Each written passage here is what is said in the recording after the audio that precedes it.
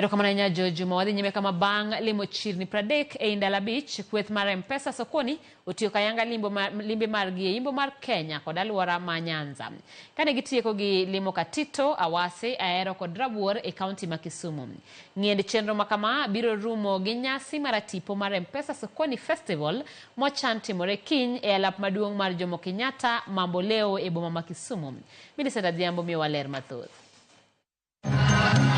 Kaunti ma Kisumu norwako kendo sidho kweth maduong' mar M-Pesa sokoni kawuono e odiochieng' mogik mar timo limbe e alwora mar Nyanza kod imbo mar Kenya. Negi limo Kisumu, Katito, Awase, Ahero kod Rabuor maringo lokruoge ma M-Pesa osekelo e ngima oganda ma pachoka korwak gi ilo kod johera mag Ramogi FM. Mani yudo mich mopogore opogore. Out of analog to digital. En moro mara nikech kawuono analog aduoke digital. Kendo akwajo Safaricom niki med miyo ng'ama chielo bodo analog aduoke Safaricom. Agono jo Safaricom erokamano. Sana nyalo tiyo gi pochi. Kendo sani onge jokuoge manyalo mawa pesa. En mara Jodito mag Safaricom mani otelo ne nyasi makamano nopako mokalo rwak mane giyudo e gwengego ka gisingo medo bero chenro mekgi ne jopiny. Wa celebrate higni aparga boro mar timo business gi jowa.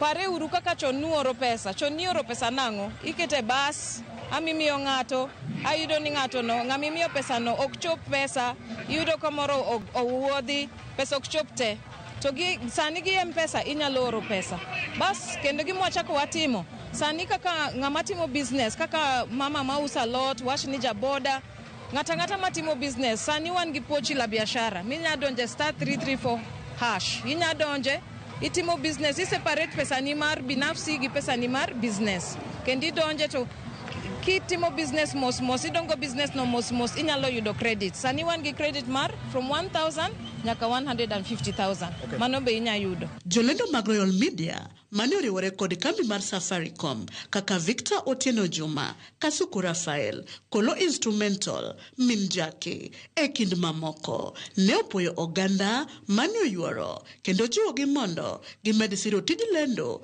kod tiyo gi mwandu mag Safaricom. Nyaka ne wachak chenro mar wuotho gi Safaricom e kinde makoro waingo higni 18 mar M-Pesa kochakre Migori County, Homa Bay County, Siaya County makoro to wanyono Kisumu County. Odiochieng' makiny wanago kambi e dala mar Kisumu County kambi iluongo ni Mamboleo Stadium mabende wanaber kod chiro ma huyanga kaka oselerno nyaka Ramogi bi kacha yud mwandu mopogore opogore mag discount kendo yud thuolo mar romo gi jolendo mag Ramogi FM kanyakla kod jo Ramogi TV nyaka Ramogi Jwang'. Koro rwak ji duto te donjo en obed mana nono.